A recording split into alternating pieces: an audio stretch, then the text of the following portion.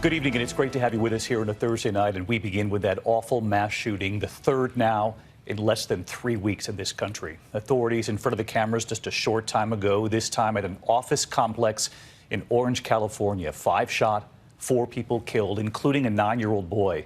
Police have said they believe he might have died in his mother's arms.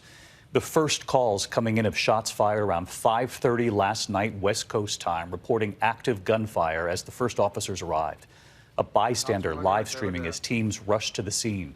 Today, authorities said the suspect locked the gates at that complex with bike locks, trapping those inside before firing into the windows. Police firing at him from outside. Cutting the lock, they then found the gunman injured inside and the bodies of the 4 who did not survive. And then, of course, the images of loved ones, of neighbors comforting one another as investigators worked into the night. Police say this was not a random act of violence, that the gunman knew the victims. Again, authorities taking questions just moments ago, and ABC's Kaylee Hartung on the scene in California tonight. You should be careful. They're shooting. There's a shootout. You should back up.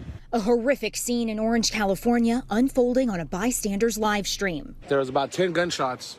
The cops are running right there. Look at that. Officers running to this office complex. Police say the gunman used bicycle locks to seal off the building's courtyard before his rampage, killing 2 women and a man in 3 separate locations. Also shooting another woman and killing a 9-year-old boy in the courtyard.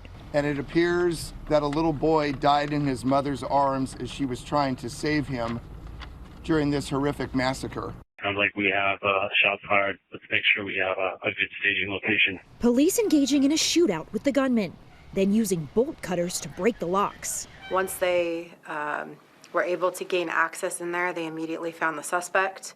They took him into custody. This video shows police pulling someone out of the complex. The shooter identified as 44-year-old Aminadab Gonzalez. The motive, as far as we know, is just a personal and business relationship that has gone south. And not a random act of violence. Absolutely correct. Not a random act of violence. And Kaylee Hartung with us tonight from the scene. And Kaylee, we know officials say the alleged gunman knew his victims, but do we know anything more at this hour about whether these were family members or professional colleagues?